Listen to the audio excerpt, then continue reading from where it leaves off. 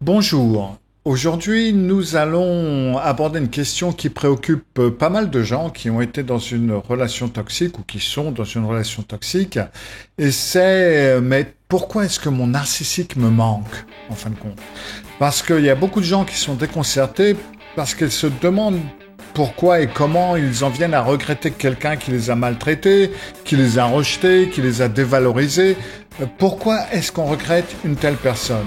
Et on en vient à se demander, mais qu'est-ce qui va pas chez moi, quoi? Est-ce que je suis totalement tordu? Je suis codépendant? Il y a vraiment quelque chose qui cloche chez moi. Si vous restez avec moi, vous en saurez un peu plus d'ici un instant. Avant tout, souvenez-vous de vous inscrire si vous n'êtes pas encore inscrit à cette chaîne. Souvenez-vous de cliquer sur la petite cloche pour être averti lorsque je mets une nouvelle vidéo en ligne. Et puis, bien entendu, mettez le petit pouce en l'air si vous aimez bien ce que je fais.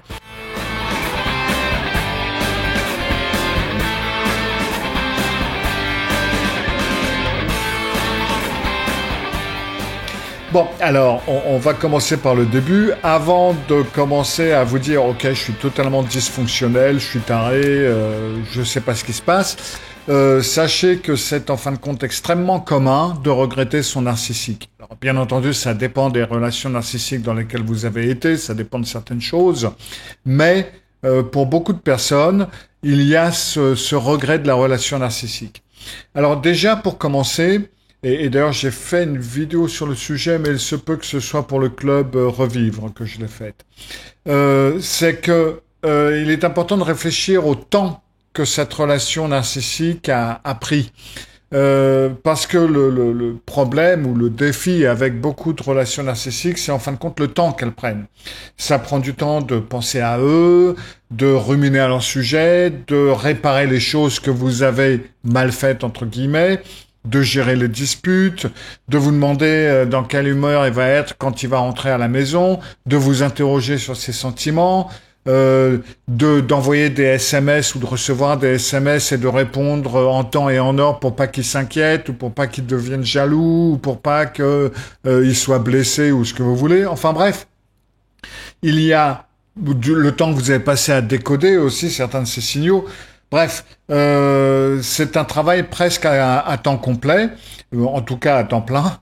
Et donc, quand ils partent ou quand ils disparaissent de votre environnement, vous réalisez en fin de compte qu'ils occupaient énormément de temps. Ils occupaient beaucoup de temps dans votre quotidien, même si c'était du temps dysfonctionnel. C'est un peu comme si vous arrêtez de travailler et en fin de compte, vous savez plus quoi faire. Même si c'était un travail qui vous plaisait pas, hein, même si c'est un travail que vous trouvez chiant, etc. Eh ben, le fait de plus avoir à travailler et d'avoir tout ce temps libre, eh ben, pour certaines personnes, il y a beaucoup de choses qui tombent en ruine parce que le travail vous manque. C'est pas le travail en lui-même qui vous manquait, parce que ça, c'était peut-être pas très intéressant, mais c'est le fait d'être occupé pendant des heures, d'avoir autre chose à quoi penser, autre chose à faire, etc. En fin de compte, il prenait tellement de place dans votre univers, ces narcissiques ou ce narcissique, cette dysfonction, aussi dysfonctionnelle soit-elle, elle était devenue familière, et ben c'est presque ça qui vous, en fin de compte, qui vous occupait et qui vous prenait votre temps. Ne serait-ce que pour vous dire, ok, aujourd'hui les choses vont bien se passer, les choses vont bien fonctionner, et je vais le conquérir aujourd'hui. Et ça, c'est quelque chose qui vous prenait énormément de temps et qui vient à vous manquer, pas la personne en elle-même, mais le temps occupé, en fin de compte, à penser à lui. Un autre aspect important est donc ce fameux rappel euphorique dont j'ai parlé dans une vidéo précédente. Là, vous souvenez des bons moments. C'est à cause de ce rappel euphorique que vous vous rappelez cette soirée parfaite où le gars de l'hôtel vous a envoyé une bouteille de champagne, tout était parfait, vous étiez amoureux, bisous, bisous, bisous, et tout se passait bien. Et vous avez totalement zappé et oublié l'énorme dispute que vous avez eue plus tôt cette même journée, ou plus tard dans la nuit, quand il envoyait des SMS à son ex ou quelque chose dans ce genre-là, ou la personne avec qui il vous trompait. Vous avez enlevez ça et vous vous souvenez juste de cette soirée, de cette parenthèse, en quelque sorte, et vous vous dites, en fin de compte, j'aimerais plus de jours comme ça. Ces jours-là me manquent, ou ces moments me manquent. et vous avez oublié le prix que ces moments vous ont coûté en fin de compte. Enfin, vous avez le lien traumatique qui est une autre raison pour laquelle votre narcissique vous manque. Et le lien traumatique, c'est le fait que ces relations sont des relations dysfonctionnelles du passé, typiquement avec vos parents. Et ça va être ces rappels, en fin de compte, de ce lien traumatique, de ce roulement, en quelque sorte, qui fait que vous avez associé les mauvais moments, en fin de compte, à des moments de plaisir qui allaient arriver après ou des bons moments qui allaient arriver après si vous faisiez certaines choses, etc. Qu'est-ce que vous pouvez regretter d'autre? Eh ben, vous pouvez regretter les fameuses promesses d'avenir que vous avez jamais faites, que vous avez jamais pu obtenir. Un jour, je vais changer, ou quand ceci ou cela sera arrivé, on fera ceci et cela. Quand il se passera telle chose, on ira là-bas, on fera ceci, on ouvrira notre entreprise, on ira au Baléares. Enfin bref, c'est choses qu'il ne fait pas avec vous, mais qu'il fait peut-être avec une autre.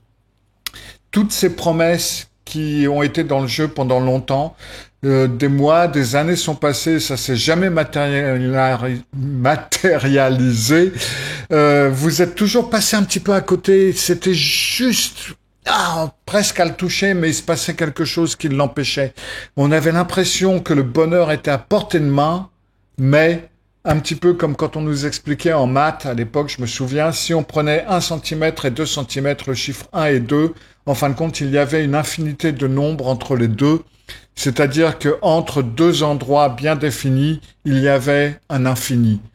En fin de compte, il y a aussi le chiffre 1,99999 à l'infini, qui n'est donc jamais le chiffre 2.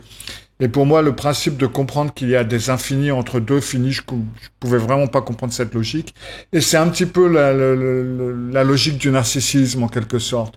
Entre là où vous êtes et là où vous allez arriver avec lui, ou là où il a prétendu que vous allez arriver avec lui, eh ben, il y a une infinité de possibilités qui fait que vous pouvez arriver à 1,99999, mais jamais au 2.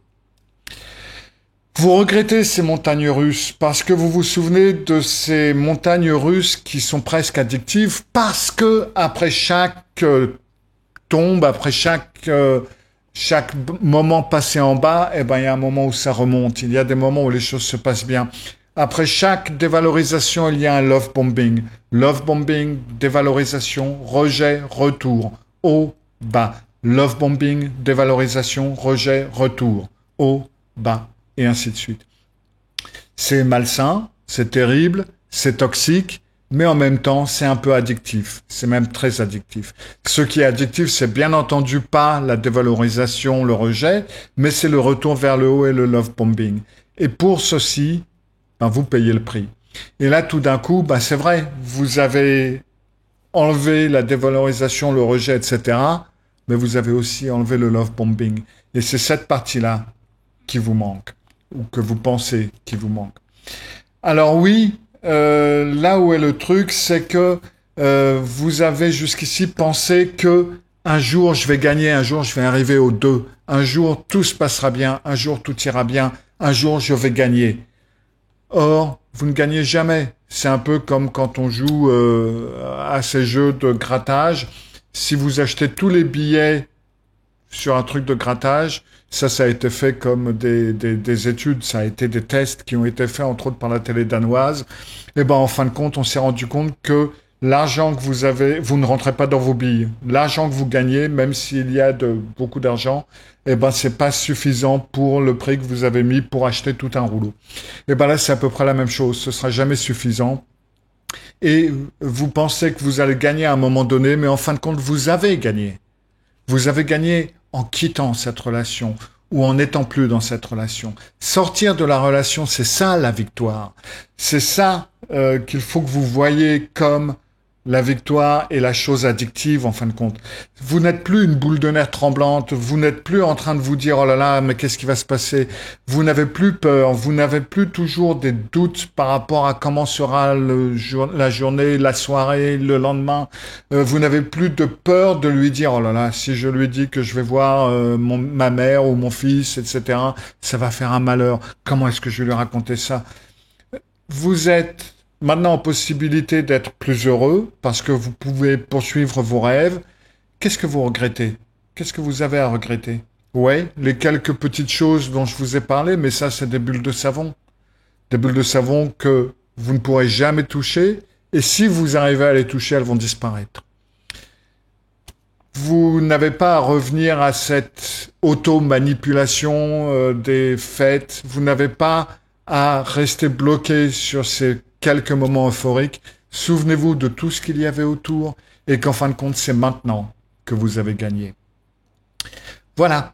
J'espère que ça vous a plu et que ça vous a donné un petit coup de pouce dans la bonne direction.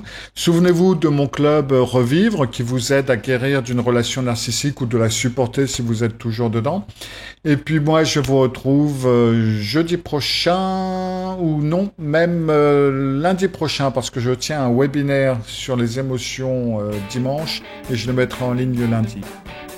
Donc, je vous retrouve lundi prochain pour une nouvelle vidéo et jeudi pour une nouvelle vidéo encore. À bientôt. Au revoir.